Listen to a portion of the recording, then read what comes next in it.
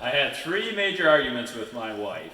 2 over these cars and 1 over my big flag outside, so she didn't like that, but.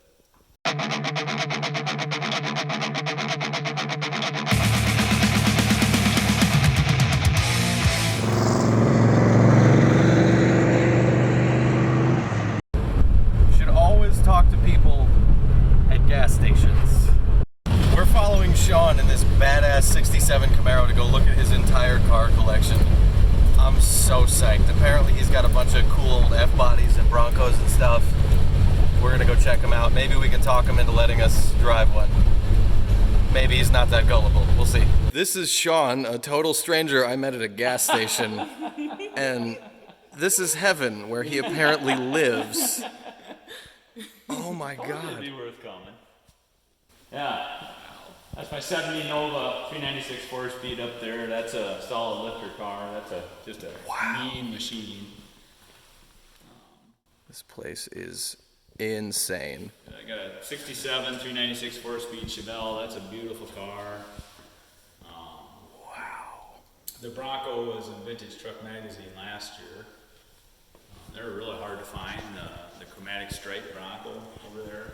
I like that. See that glows at night when the light hits it. So, yeah, that's a nice, beautiful truck. Yeah, I'm into cars for the aesthetics. Well, I have too. I like the horsepower too. So, but no, I can tell you guys, he was a car nut. Yeah. Oh my God. Like. Yeah, this is my 76.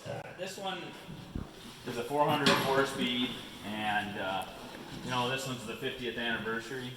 Whoa. I had it redone, and it's an alright job, but it's a nice car. Wow. And you can't find, and this is the only one I've ever found or known of that was a 404 speed 50th anniversary. They only made a little over 500 with the T-tops. Pontiac, they were leaking at the time, so Pontiac shut that down. And wow. So this is like one of none.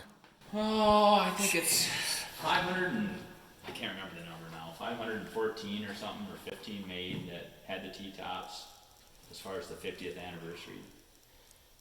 That's a fun car. Yeah, I was at my business in Decorah here in February of 17, and it was boring at work, and I was Googling freewheeling Broncos, and this Bronco site was there with a forum. And I looked on the forum, and there was somebody in 2012 looking for the most mint freewheeling Bronco he could find. And it had to have all these options. This and that has to be mint. Well, in 2015, 3 years later, some guy from Alberta, Canada answered that ad, or that thread, and said, hey, I got one that fits your billing to a T. I got this Bronco, I bought it new, I'm original owner, and it sat in a climate-controlled shed up in Alberta, Canada for its whole life, and here's my email. And that was in 15. Yeah. This was 17, and I'm like, I don't know, his email's there. Probably sold it, but I'm gonna copy and paste this email and fire it off to this guy. I did, and like 10 minutes later, I get this email back. I said, do you still have this Bronco? And he's like, yes. Yes, I'm the original owner. I got this chromatic stripe Bronco, and I'm like, are you kidding me? Can you send some pictures? Oh my God. Well, this thing sat up right by the Rocky Mountains, and he bought it new in Edmonton, Alberta, Canada, and it was a town called Rocky Mountain House up there, and it sat there. He didn't drive it for 20 years.